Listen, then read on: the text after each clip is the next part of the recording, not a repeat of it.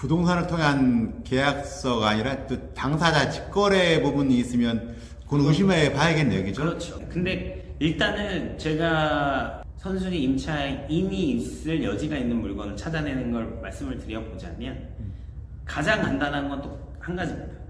전입일자는 빠른데 법원에 배당 요구도 하지 않고 보증금에 권리 신고를 하지 않는 거. 생각해보면 여러분들이 내가 전세를 살든 임차를 살고 있는데 그 집이 경매에 붙여지면 누구나 다 걱정이 됩니다. 그래서 누구보다도 더 열심히 법원에 소명을 하게 돼요. 내 보증금을 보호받기 위해서. 그게 매우 정상적인 거고 그게 매우 일반적인데 그런 물건들은 오히려 법원에 신고가 되어 있지 않아요. 임차인이라고 해서 이제 살고 있으면 집행관이 와서 경매에 붙여졌으니까 권리 신고를 하시오라고 알려주거든요. 근데 거기에 한 번도 응하지 않는다는 거죠.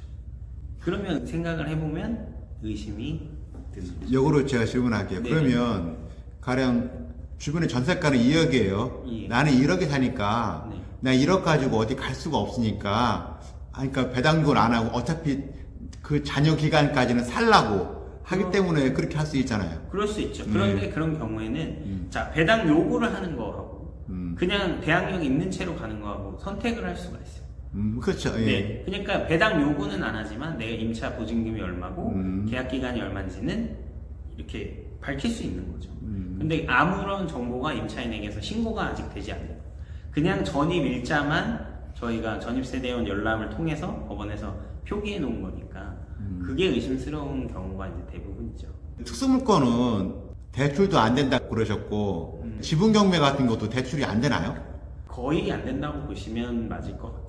예. 간혹 해주는 곳이 있기는 합니다만 그 경우에도 매우 예외적인 기관에서만 하고 있고 실제로 그 다음에 아파트를 제외하자면 기본적인 뭐 상가나 뭐 토지 같은 경우는 대부분 지분에 대한 대출은 거의 안 나온다고 보셔야 되죠. 그래서 지분 경매가 난이도가 안 높을 수 있는데도 불구하고 조금 어렵다고 하는 건 대출이 안 일어나기 때문에 순수하게 자기 자본으로 잔금을 다 치러야 되는 리스크가 있다 보니까 조금 생각보다는 쉽지가 않은 부분이 있죠. 그런 면에서. 특수물건 중에서 가등기하고 가처분도 예. 있다고 하시는데 네네. 얘기 좀 한번 해주시죠. 보통 이제 선순위 가등기 가처분 같은 경우는 왜 특수 물건이냐고 하면 낙찰자가 인수하게 되는 권리로 표현이 되죠. 그래서 우리가 낙찰을 받아도 근저당보다 선순위에 있는 가등기이기 때문에 그대로 따라옵니다. 저희한테. 그러면 낙찰자 입장에서는 언제든 가등기권자가 매매 예약의 형성권을 표시해서 매매 예약을 본계약으로 체결해서 뭐 하게 되면 본인이 이제 순위 보전의 효력이 있으니까 소유권을 가져갈 수 있게 되는 거죠. 한마디로 내가 낙찰을 받았다가 소유권을 뺏기게 되는 경우가 생길 수 있는 거예요. 듣기만 해도 굉장히 불편하죠. 그러면 네. 이게 소유권 이전을 위한 가등기인지 담보 가등기인지 이걸 어떻게 판단합니까? 외형상으로는 드러나지가 않아요. 예. 네. 등기부에는 그게 소유권 이전의 가등기인지, 그러니까 매매 예약에 의한 가등기인지, 아니면 담보 가등기인지가 드러나지가 않습니다. 결론적으로는 저희가 이제 가등기 말소 소송을 하게 되면 이 가등기를 하게 된 그 등기소에 서류 원인을 청구를 하게 돼요. 그러면 이제 거기에서 밝혀지는 경우가 종종 있죠. 예를 들어서 담보를 하기 위해 가등기로 되면 뭔가 아무래도 이제 계약서 자체가 조금 완벽하지 않은 경우들이 있어요. 그래서 이제 그렇게 판단하는 경우가 있고, 그다음에 매매 예약에 의한 가등기라고 해도 그거는 10년이라는 또 뭐 그런 게 있어요. 소멸시효도 있고 뭐 이런 그런 것들을 약간 좀 잘 생각하셔서 판단하시면 도움이 되지 않을까 생각이 듭니다. 소송 사례 중에서 가등기로 해서 나중에 본등기까지 연계된 사례도 있었나요? 오해하실 수도 있겠지만 없었습니다. 실제로. 네, 그렇습니다. 다 말소를 시켰고요. 사실은 걸러내죠. 어느 정도는 이게 진짜 소유권을 매매 예약을 하고 가등기를 한 건지 아닌지 어느 정도 이제 조사를 다 해놓고 낙찰을 받기 때문에 실제로 매매 예약에 의한 가등기로서 본등기를 치고 소유권이 넘겨간 적은 없습니다. 한 건도. 그러면 투자자는 가등기 있다고 너무 두려워할 필요는 없겠네요. 네, 제 생각에는 오히려 가등기가 있는 물건들을 한번 유심히 도전해 보시는 것도 좋은 수익 모델이 될 수 있어요. 예전에 사실 그런 경우가 더 많이 있었어요. 재밌는 뭐 지금 다 말씀드릴 수가 없지만 지분과 가등기를 결합해서 일명 선수들이 설계했던 그런 사례들이 있었는데 이제 그런 것들도 사실은 유심히 보면 지금 뭐 가등기 날짜가 언제였는지 등기부를 좀 자세히 보면 힌트들이 조금씩 나와요. 그런 것들 좀 보면 알 수 있고 바로 매매를 하자마자 바로 예약에 가등기가 걸렸다. 이거는 한번 생각해 보셔야죠. 왜? 예를 들어서 제가 매매로 어떤 아파트를 샀는데 한 며칠 사이에 가등기가 바로 걸리는 거예요. 그럼 이 가등기를 과연 우리가 매매 예약의 가등기로 볼 수 있을까? 한 번쯤 의심해 봐야죠. 일반적이라면 저희가 물건을 사고 내가 이 집을 바로 누군가에게 다시 팔려는 그런 계획을 가지고 있는 사람 많지 않잖아요.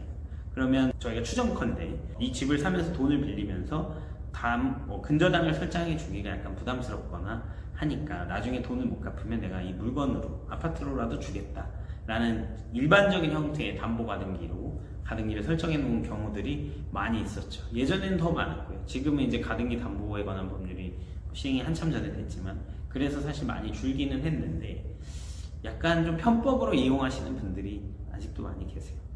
가처분은요? 가처분도 사실은 비슷합니다. 가처분에 대한 피보전 권리를 이제 매매 예약이나 내가 너하고 매매 계약을 체결했기 때문에 이건 다른데 팔지 말아라 라고 하는 가처분을 이제 보통 걸어요.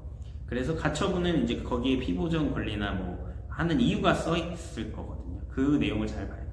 근데 대개는 매매 예약 또는 소유권 이전 등기 청구권 보전을 위한 가처분 뭐 이런 식으로 이제 넣어둘 수 있죠. 그러면 아까 말씀드린 것처럼 똑같이 가등기처럼 그렇게 보여지죠. 외부에서 보기에는.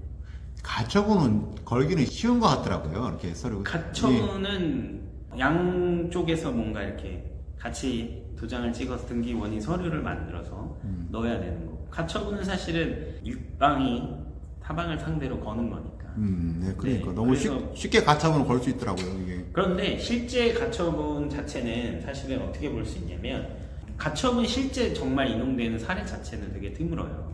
그래서 이 가처분을 써먹을 때는 아까 말씀드렸듯이 짜고 치는 거죠. 내가 가처분을 할 테니 너 이의도 하지 말고 소명도 하지 마.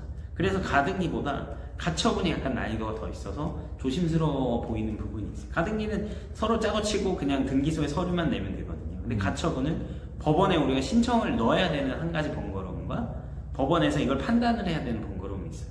그래서 법원에 갈 때도 손잡고 짜고 내가 이렇게 주장할 테니 너는 그냥 맞다. 할 말이 없다.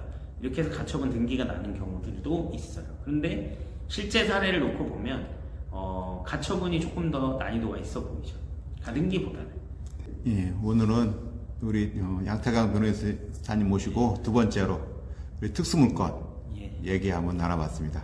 예, 특수물건에 관심 갖는 분들한테 우리 마지막으로 우리 조언 한번 부탁드릴게요. 제가 아까 서두에 말씀드린 것처럼 특수물건 자체가 하이 리스크 하이 리턴이라는 생각을 갖고 투자하시는 거는 저는 정말 위험하다고 생각해요. 그만큼 고수익을 안겨주지만 저희가 리스크 통제는 가장 열심히 또 누구보다도 많이 공부를 하셔서 해야 되는 거고 그렇게 했을 때만 비로소 진정한 고수익의 또 그런 특수물건의 기쁨과 어떤 큰 이익을 누릴 수 있지 않을까 생각하고요. 항상 특수물건은 너무 속단하시면 안 됩니다. 시장에 떠도는 시중에 나오는 어떤 공식 그대로 만약에 물건이 보여진다면 한 번 더 의심해 보셔야 된다. 꼭 이렇게 말씀드리고 싶어요. 네, 알겠습니다. 예, 오늘도 시간 내서 감사드리고요. 저희 추부야 TV 구독과 좋아요 부탁드리겠습니다. 감사합니다. 네, 감사합니다.